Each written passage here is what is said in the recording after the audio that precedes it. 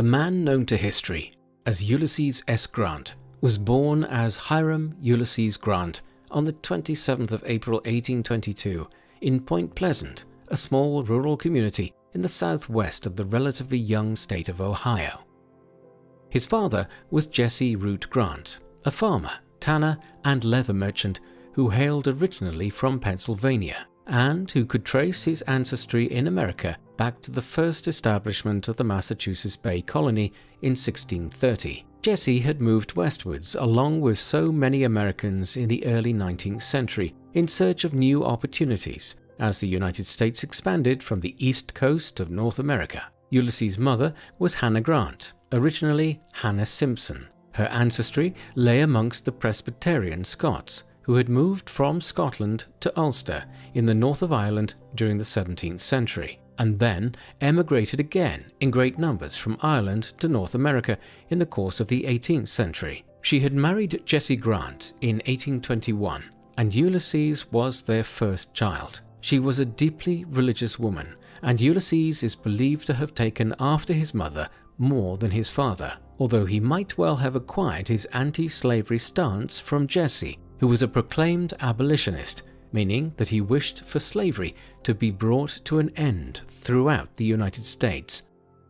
Ulysses would grow up in a large household, as he had 5 siblings: Simpson, Clara, Orville, Jenny, and Mary. The family was well enough off that Ulysses was provided with a substantial education at numerous private schools. This included a stint at the Rankin Academy in 1838. This was run by John Rankin, a noted abolitionist and educator who was prominent in running the Underground Railroad at the time. This was a system of safe houses and transport networks which abolitionists in America used to help escape slaves in the southern states of America to flee from slavery. Grant was growing up at a time when the United States was expanding swiftly, having largely been confined to a series of states along the eastern seaboard of North America in the 18th century. American eyes were turning west from 1800 onwards, with expansion towards the Great Lakes in the north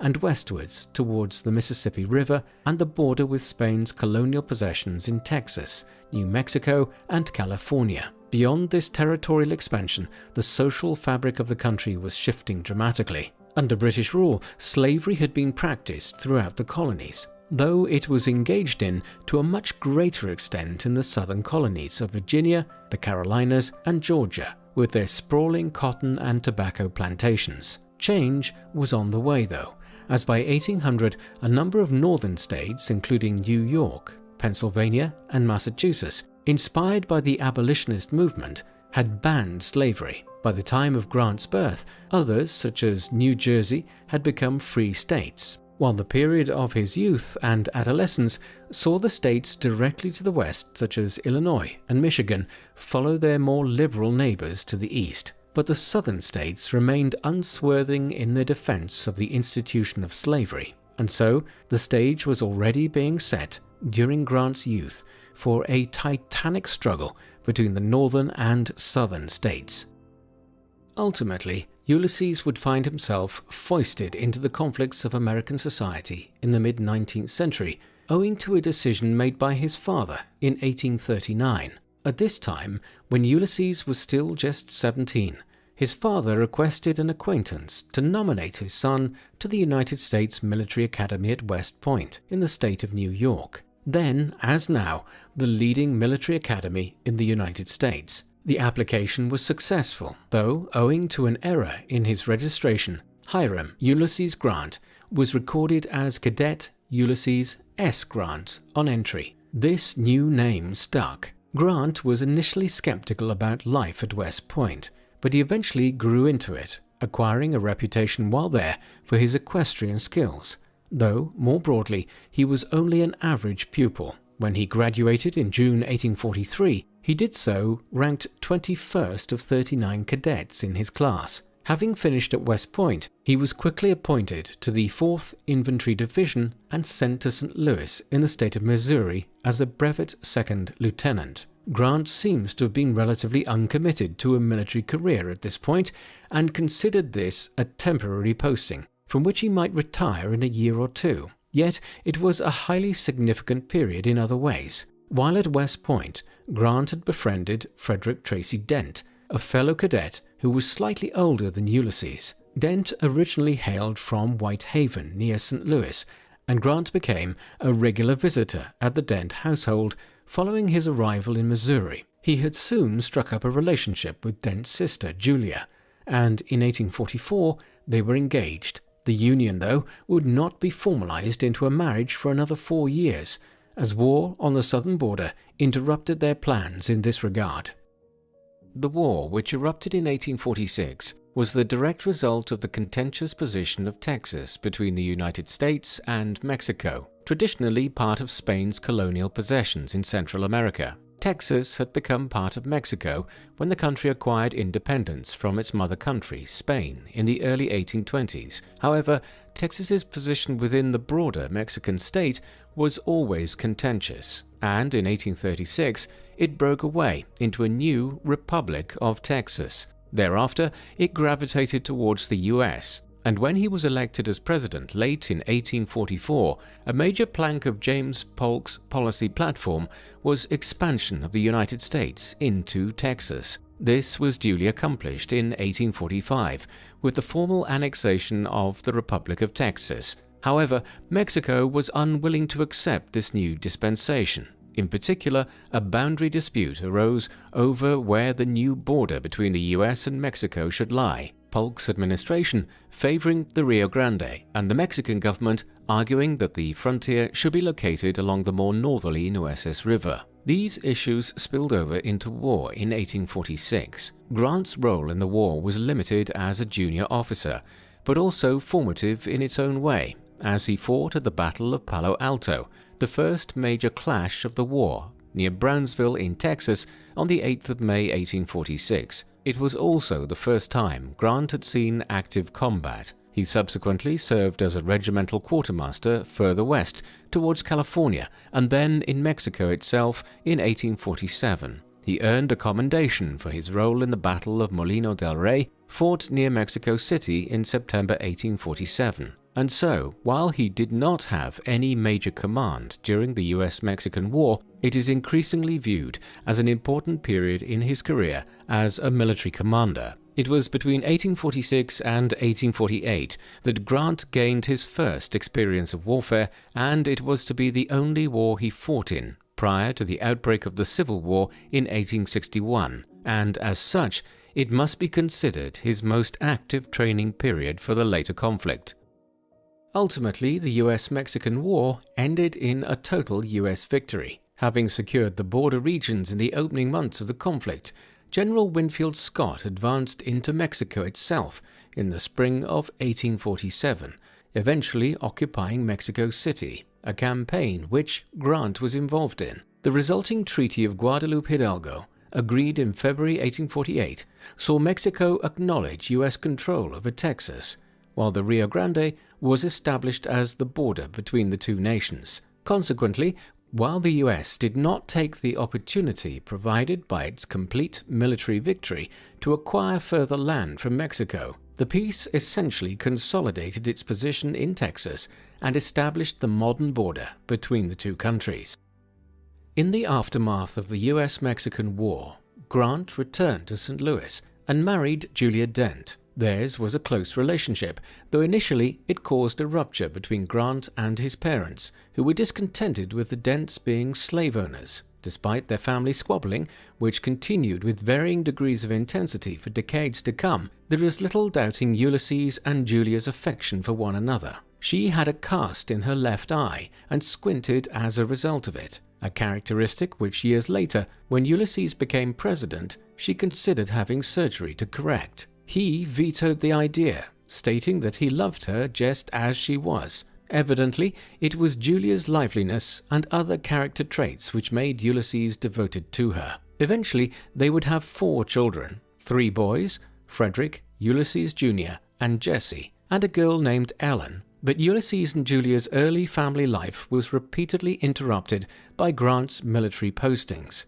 In the years following the US-Mexican War, he was moved around several times to different military commands in Detroit and New York State, but it was finally to California that he was dispatched in the early 1850s. Gold had been discovered out on the West Coast, and as settlement increased there around the middle of the century, a heightened military presence was needed. Julia was heavily pregnant at the time, and Grant was forced to leave her in the East, while he headed west. The next few years were a bleak period. Grant was moved around repeatedly across California and the Oregon Territory. In an effort to better support his young family back home, he entered into several business ventures on the side, each of which failed. Then he started drinking more heavily, the beginnings of a long acquaintance he would have with the bottle. And eventually it was repeated acts of drunkenness and the clashes these caused with his commanding officers which led him to resign from the military on the 31st of September 1854. Thus, at 32 years of age, and with no idea of what he might do henceforth, Grant headed back east to St. Louis to be reunited with his wife and family. Life outside the military, though, did not bring any relief from his hardships, as back in St. Louis, things went from bad to worse. Having accepted a farm allotment from Julia's father, he nevertheless continued to struggle financially, in part owing to an economic recession in the US in 1857. A venture into real estate proved abortive, and in the late 1850s, Grant was reduced to selling firewood on a St. Louis street corner to make some extra cash, and even pawned a gold watch, a prized possession at one point. Years later, F. Scott Fitzgerald would state that there are no second acts in American life. He should perhaps have considered the highly successful second act of Ulysses S. Grant before making this assertion. In the early 1860s, Grant's life was to take a striking turn, brought about almost entirely by the crisis which enveloped America in the aftermath of the election of Abraham Lincoln as the 16th President of the United States in the presidential election of November 1860. Tensions had been brewing for decades between the free states in the north of the United States and the slave-owning states of the South. Now in 1860, Lincoln, though willing to compromise with the slave-owning states, was built into a bogeyman by the southern states, one who would seek to end slavery altogether in America. As a result, upon his election, the state of South Carolina seceded from the Union in December 1860. It was soon joined by Mississippi, Florida, Alabama, Georgia, Louisiana, and Texas in that decision, and these 7 breakaway southern states formed themselves into a confederacy. Outright armed hostilities between the Northern Union and the Southern Confederacy commenced in April 1861, when Confederate forces attacked a Union-held garrison at Fort Sumter in South Carolina, following which several more southern states seceded and joined the Confederacy, the capital of which was eventually established at Richmond in Virginia. The American Civil War had begun. Upon the outbreak of hostilities in the spring of 1861, Grant rejoined the army after a near 7-year absence. In the initial stages of the conflict, he was involved in efforts to recruit and train forces in Missouri and Illinois, but it was not long before he had been given a command in southern Illinois, based on his previous military experience. He would spend the first year of the war operating in the border region between southern Illinois and Kentucky, and further south towards Tennessee, playing a delicate balancing act in areas where military heavy-handedness was frowned upon, in the hopes that these communities straddling the north and the south could be won over to the Union cause. At the beginning of 1862, frustrated by his lack of major commands, Grant sought and received permission from General Henry Halleck to undertake an offensive campaign. Campaigning south with 25,000 men, he won one of the first major victories of the war for the Union, when he besieged and captured Fort Donelson on the River Cumberland in Tennessee. About 15,000 Confederate troops in total were captured in the engagement. Moreover, Grant had proved his daring and activist approach. When the commander of Fort Donelson had inquired as to what terms of surrender might be offered, Grant had replied that the only terms he was prepared to offer were unconditional surrender, as he intended to move presently against the fort. As a result of his actions at Fort Donelson, Grant was now promoted to the rank of Major General. 2 months later, he was the major Union commander at the Battle of Shiloh in Tennessee on the 6th of April 1862, where over 100,000 Union and Confederate troops fought.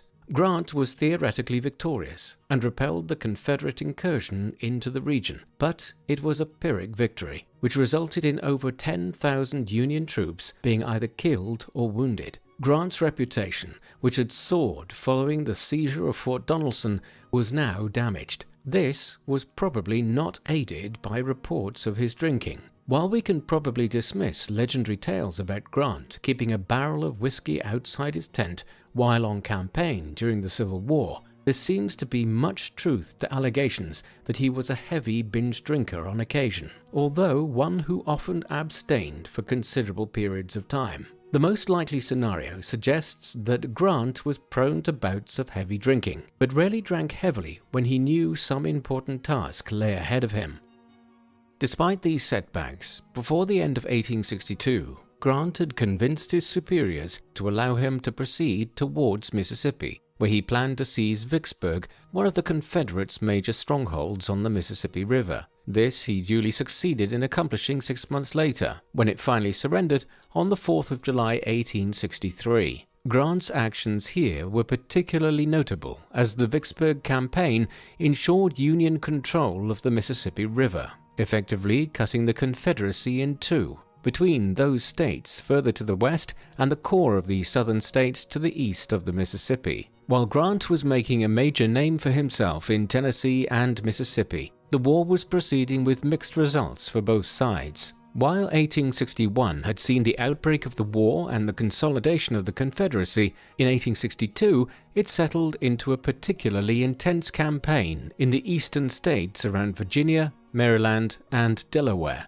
where the Union and Confederacy were in the peculiar position of having their respective capitals less than 100 miles away from each other. But it was in 1863 that the war really turned. It was this year that Lincoln signed the Emancipation Proclamation, making the abolition of slavery in the Confederate States a stated war goal for the Union. Henceforth, it was clear that victory for the Union in the war would mean an end to the institution of slavery throughout the United States.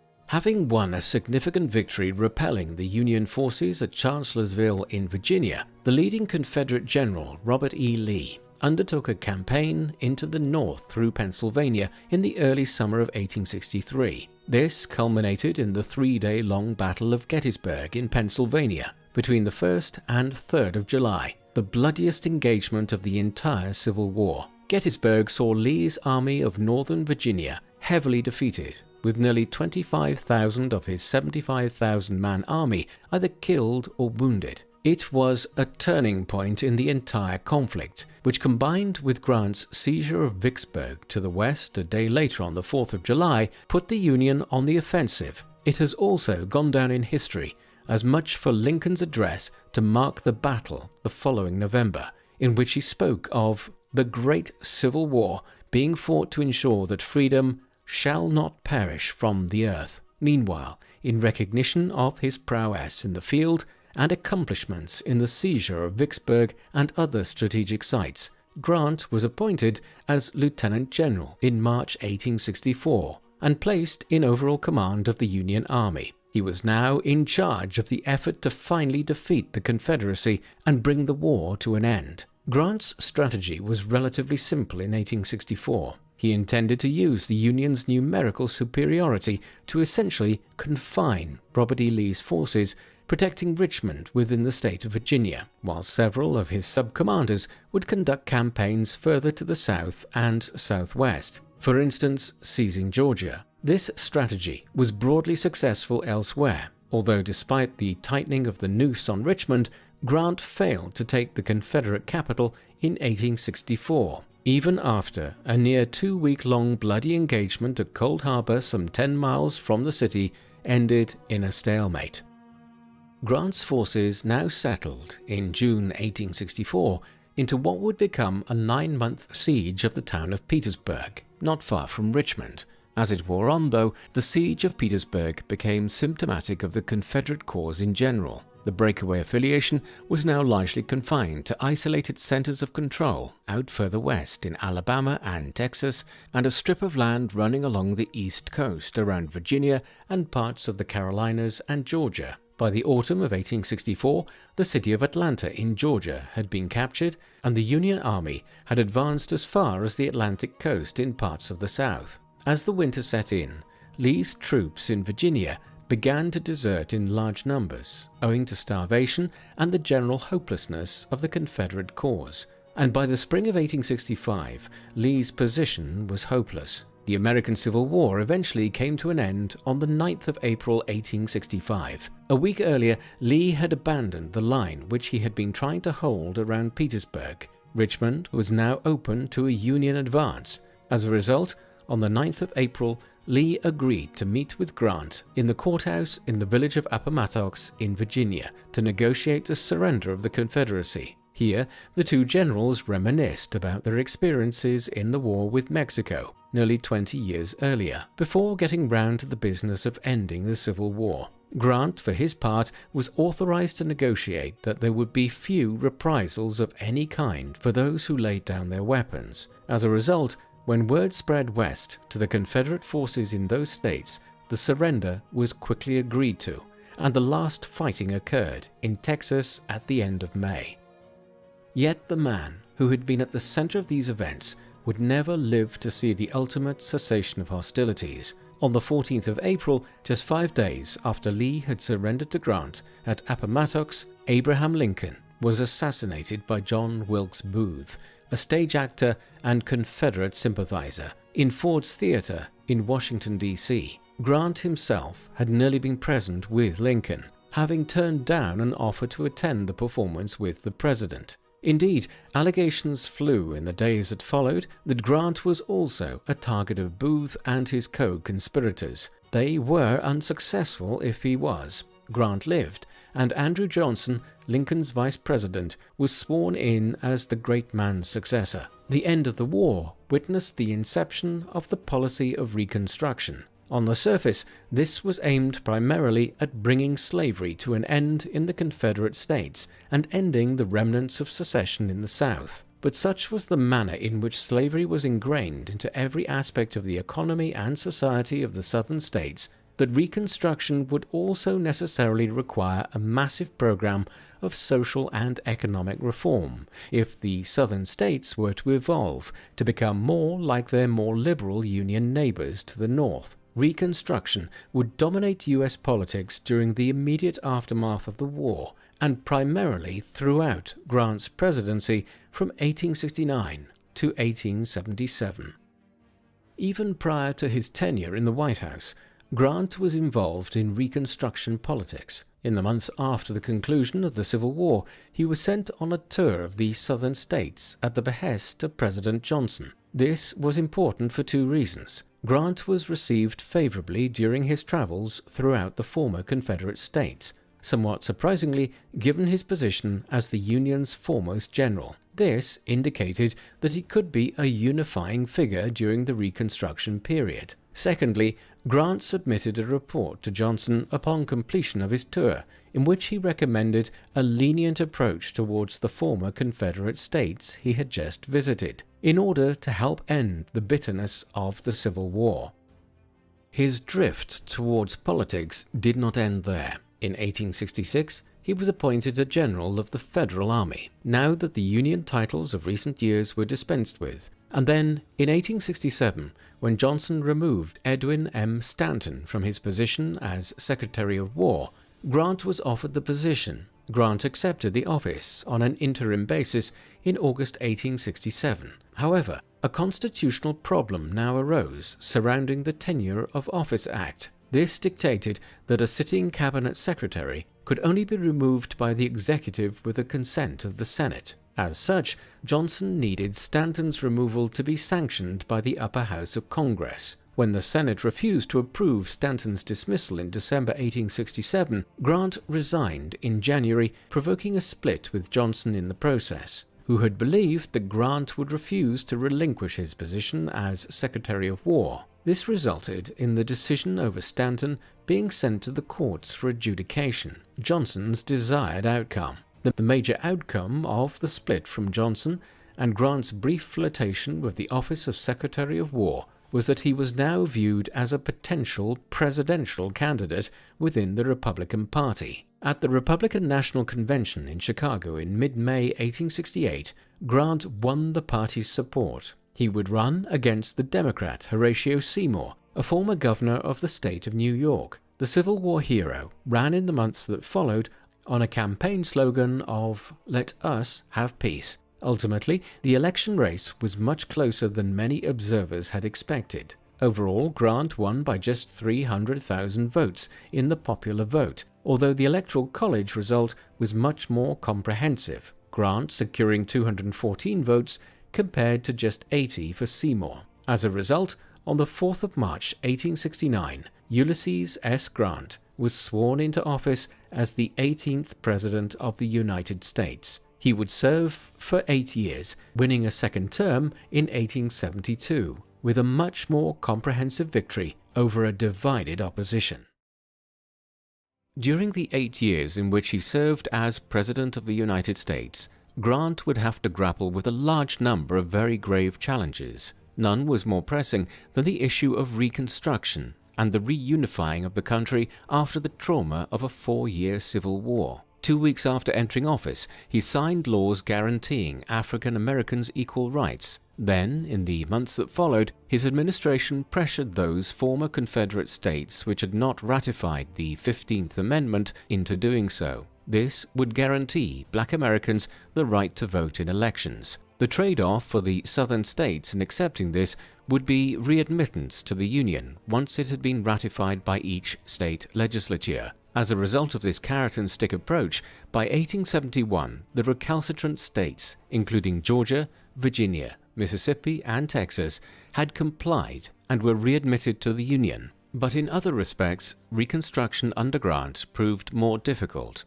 Armed bands of traditional Southern conservatives sprung up across the former Confederate states in the late 1860s and early 1870s. The Ku Klux Klan was just the most prominent of these, and others, such as the Red Shirts and White League, collectively termed Redeemers, strove to use violence and intimidation to reclaim control of the southern states of the Democratic Party and force through a white supremacist agenda. In response, Grant's administration created the U.S. Justice Department and charged it with cracking down on white Redeemer movements in the South. In tandem, the Federal Army was dispatched to key sites in order to maintain law and order and defend Reconstruction. The result, it is generally acknowledged, is that Grant's administration crushed the power of the Ku Klux Klan for a generation in the South by arresting hundreds of senior members and prosecuting many of its most powerful benefactors who financed the Klan.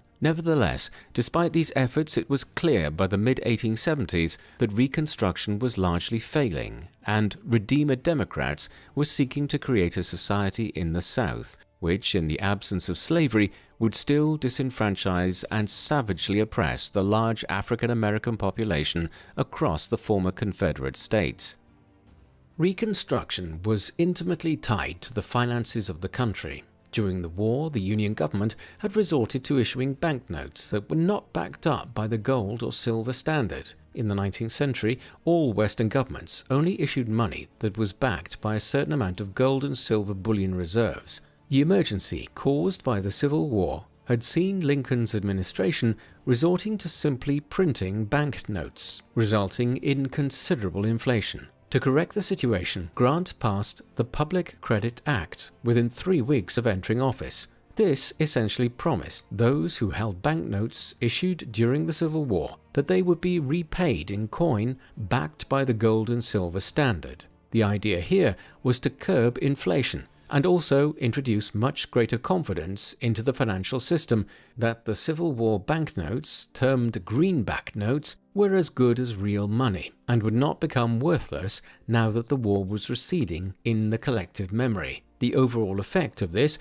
was a continuation of the economic recovery, which had already started under Johnson's administration between 1865 and 1869. Yet it was not all smooth sailing on the financial front across the 8 years of Grant's administration. In 1873, an economic crisis developed following the collapse of the New York brokerage firm J. Cook and Company, which was heavily involved in the railway building boom of the time. As the west and east coasts were connected via extensive train lines, this was compounded by frailties in the global economic system, with Germany having demonetized silver in the aftermath of the unification of the country in 1871, triggering a series of financial failures in European capitals such as Vienna. The resulting downturn led to an economic depression, which would linger for the remainder of Grant's second term, creating financial hardship for many American citizens. The economic crisis was known at the time as the Great Depression,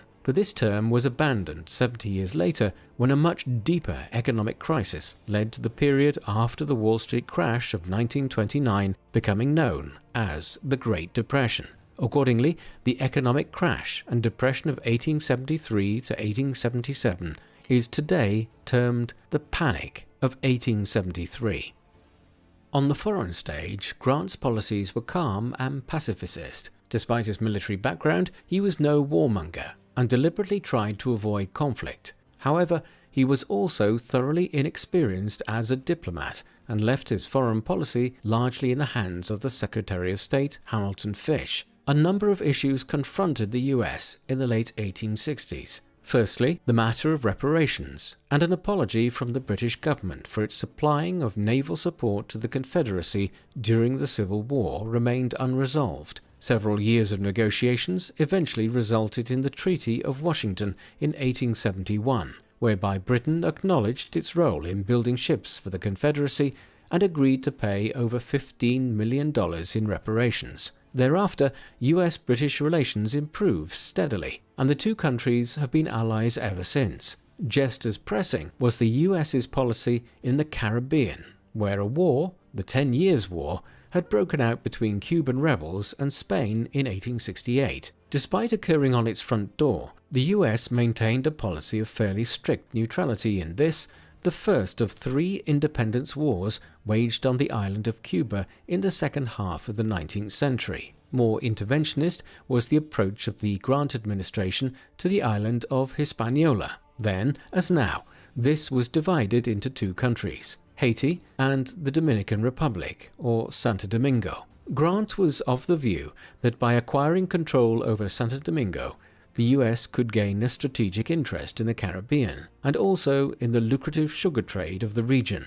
In 1869, negotiations were opened with the government there to purchase the country, with US business interests acting as intermediaries. But after 18 months of wrangling over this, the scheme came to nothing, largely owing to the opposition from within Congress. The affair tarnished Grant's reputation to some extent, and is an indication of the creeping imperialist aspirations of the US in advance of the most aggressive period of American empire in the 1890s.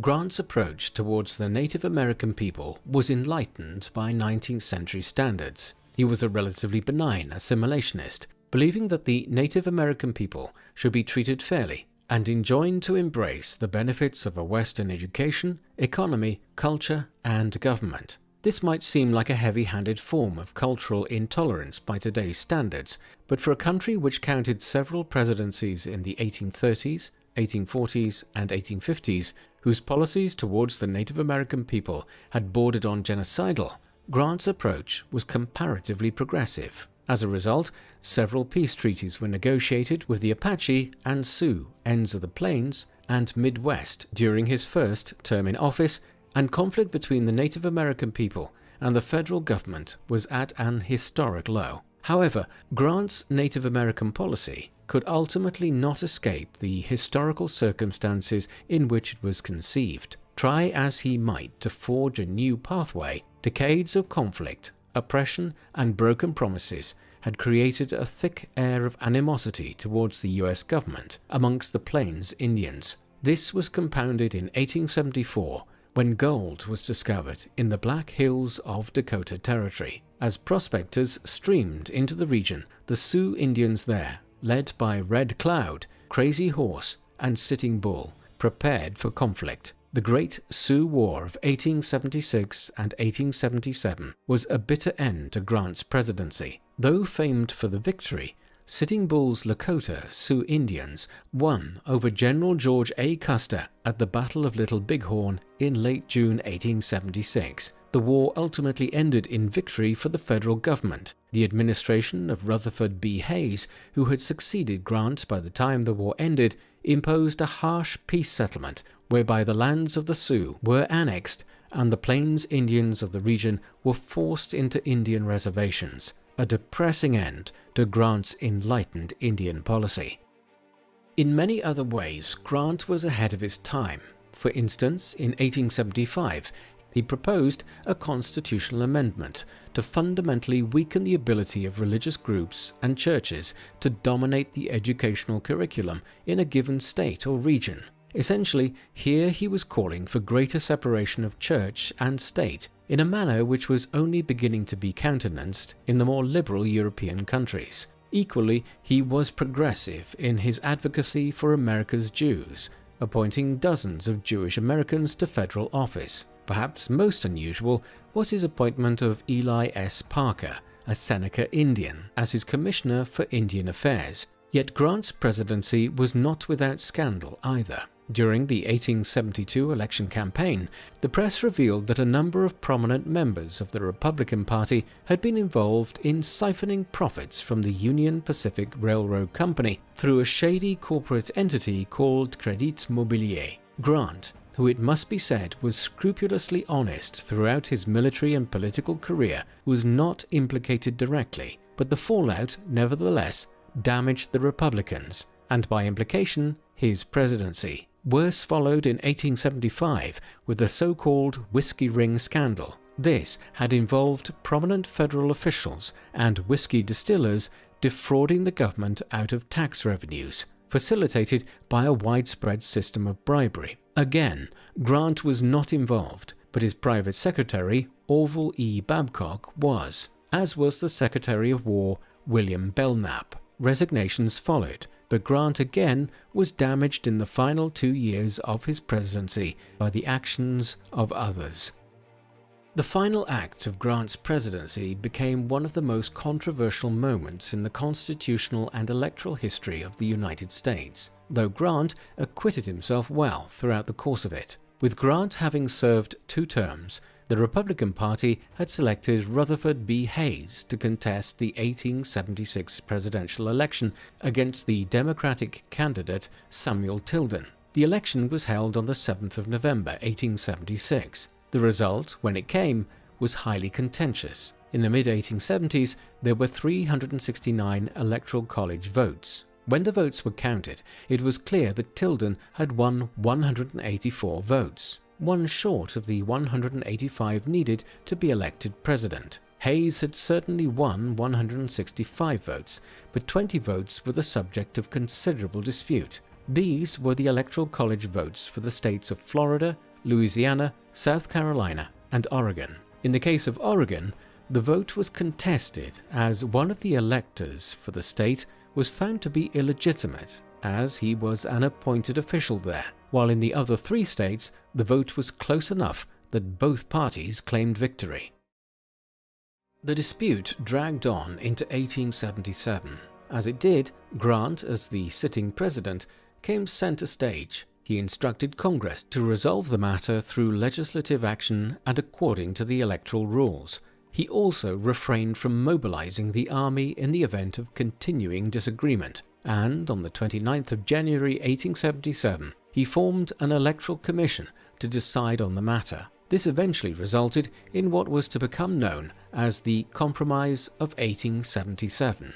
Under its terms, Rutherford B. Hayes was elected as the 19th President of the United States, a decision which was certainly fair, as the surviving evidence indicates that Hayes had actually won the 4 states in contention, though by less than 1,000 votes in the cases of both Florida and South Carolina. As such, Hayes would enter the White House with the smallest winning margin in the U.S. electoral history, winning the Electoral College vote by 185 votes to Tilden's 184 votes. But his victory came at a cost. In return for their acceptance of the result, the Democrats demanded that federal troops, which had been stationed across the former Confederacy states in the South since the end of the Civil War, should be removed from states such as Florida, Louisiana, and South Carolina. In the aftermath of their departure, the Democrats tightened their grip on the southern states, essentially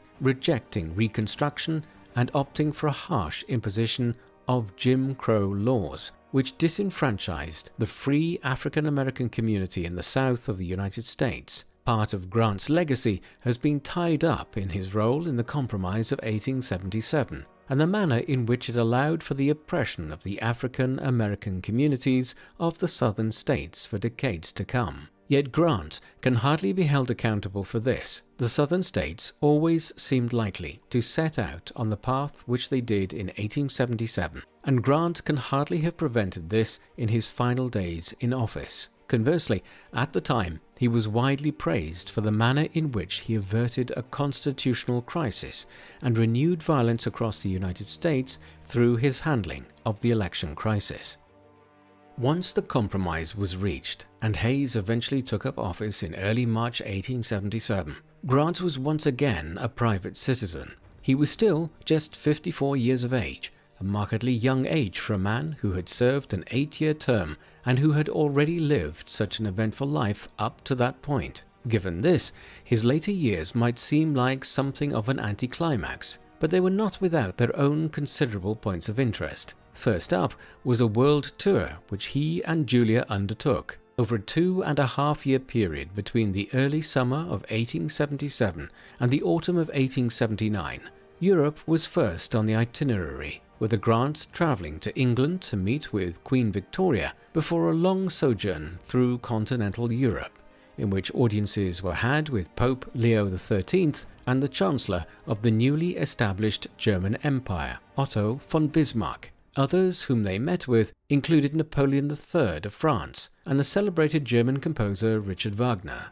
Further travel was then undertaken to the Holy Land and Egypt before returning to Europe and then heading onwards to Asia in 1879. The last leg of the world tour was the most interesting in many respects. While visiting Meiji, Japan, Grant became involved in efforts to establish a lasting peace between Japan and Qing China, during the course of which he got caught up in a conspiracy which aimed to assassinate both the Emperor Meiji and Grant himself. The Grants finally returned to the US, arriving in San Francisco in September 1879. During their long circumnavigation of the globe, Grant had received petitions from members of the Republican Party asking him to run again for the presidential office. In the 19th century, and for much of the 20th century, until the passage of the 22nd Amendment to the US Constitution by Congress in 1947, there was no legal barrier to serving more than 2 terms in office. However, tradition dictated that no one typically should serve more than 2 terms, in line with a precedent which George Washington had established. Now, however, many believed that tradition should be ignored to bring Grant back for a 3rd term. Grant was not indisposed to the scheme, and so encouraged his supporters to put forward his name at the Republican National Convention, which met at Chicago in early June 1880. What followed was a chaotic convention. 3 main candidates, Grant, James Blaine, and John Sherman, were the candidates. Grant secured the most votes in the initial voting, but not enough to reach the 370 votes required for any candidate to be officially selected by the party. After dozens of subsequent votes, the impasse was finally broken when Blaine's supporters conceived of a scheme to nominate a compromise candidate in the shape of James Garfield, like Grant, a former Union general who had fought in the Civil War. Realizing he was beaten, Grant eventually threw his backing behind Garfield. The Republicans finally had a candidate, one who won the subsequent presidential election, but he did not last long in office, as Garfield was assassinated in September 1881, just months after his inauguration, becoming the second of 4 US presidents to have been killed in office. His vice president, Chester A. Arthur, succeeded Garfield and served until 1885. In the aftermath of his world tour and his failed presidential bid, Grant returned to the world of business. This was a time when US presidents did not receive a pension after leaving office, and Grant had never been an affluent man, nor had he ever been an astute businessman, and his post-presidential ventures proved no exception to this rule. Incredibly, the Grants had actually lost money on their world tour, where Grant could have capitalized on his renown to profit from it, and a venture into the railway sector in the early 1880s also proved unfruitful. Then, in 1883, Grant became involved in a Wall Street business venture which his son Buck had undertaken with Ferdinand Ward, a financier and a conman. In New York City, Ward was soon engaging in highly fraudulent activity involving hundreds of thousands of dollars in what was effectively a pyramid scheme. As a silent partner, Grant was almost certainly oblivious to what was happening, but Buck Grant was quite possibly privy to Ward's actions. In any event, Grant himself testified against Ward in court in 1885, shortly before his own death, and when the full details emerged, it actually elicited public sympathy for Grant, who had been swindled considerably by Ward. While all of this was unfolding in New York, the former president was working away at what became the only truly profitable business venture of his entire life. A renowned storyteller, Grant decided in the early 1880s to write his memoirs. His financial situation was inestimably aided by an offer by Mark Twain to publish the memoirs and guarantee Grant 70% of the royalties, an enormous percentage which was a clear act of charity on Twain's part. Eventually finished in the early summer of 1885, the memoirs have been well regarded ever since, with Grant depicting himself fairly and accurately by most standards. They became a bestseller, and Julia Grant was able to live a comfortable later life from the proceeds of royalties, which nearly reached $500,000 in sales, a huge sum for the late 19th century. Yet Grant would never live to see his memoirs published. In the summer of 1884, he had developed a throat problem, which was subsequently diagnosed in October as throat cancer. It advanced rapidly, and Grant would ultimately die from it on the 23rd of July, 1885, just days after finishing his memoirs, and at the relatively young age of 63. Over 1.5 million people attended Grant's funeral in a long 11-kilometer procession through New York City on the 8th of August 1885. In sharp contrast to later impressions of his presidency, Grant was eulogized at the time as being comparable to George Washington. He was buried in Riverside Park, but his body was later re-entombed at the purpose-built General Grant National Memorial in the Morningside Heights neighborhood of Upper Manhattan, where it remains the largest burial tomb dedicated to an individual in the entirety of North America. During the 20th century, Ulysses S. Grant suffered from a poor reputation as one of the worst presidents of the United States, a belief repeatedly reaffirmed in polls and surveys. Views on him have changed to some extent in the last 20 years, but even so, this slightly more positive view of the 18th president has only seen him jump up the rankings to be considered about the 25th best or so of the 46 US presidents. Yet what the foregoing has sought to highlight is that this historical impression is largely unfair. To be sure, Grant had his flaws, but both as a military commander and as US president after the American Civil War, he accomplished much during a very tumultuous and difficult period in the history of the United States.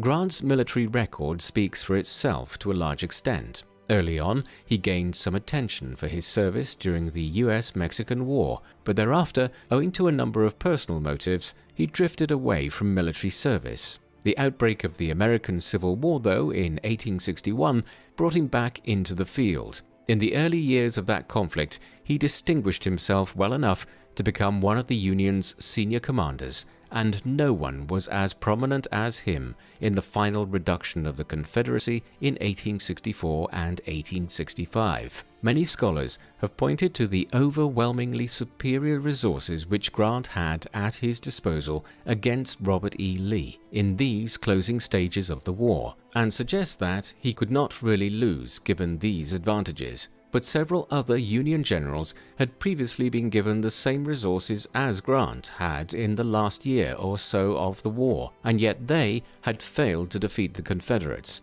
Conversely, Grant did, and there is no doubting his significance to the annals of the American Civil War.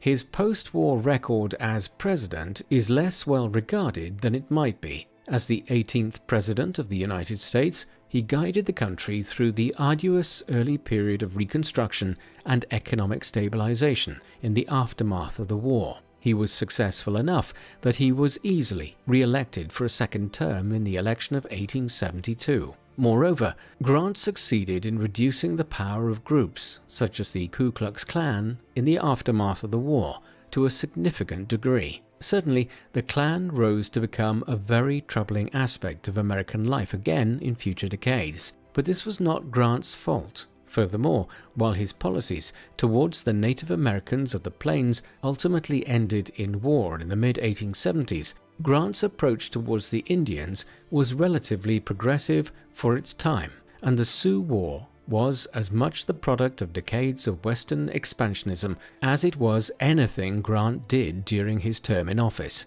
Finally, his role in resolving the crisis which ensued from the presidential election of 1876 needs to be considered and appreciated.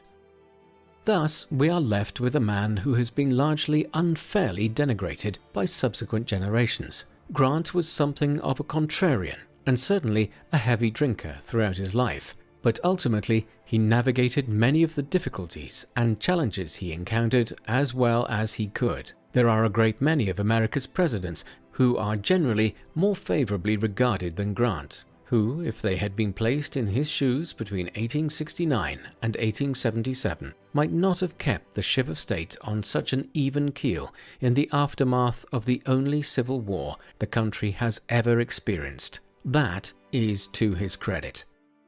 What do you think of Ulysses S. Grant? Should he be primarily remembered for his role as a general in the American Civil War?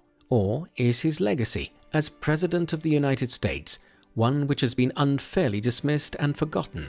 Please let us know in the comment section. And in the meantime, thank you very much for watching.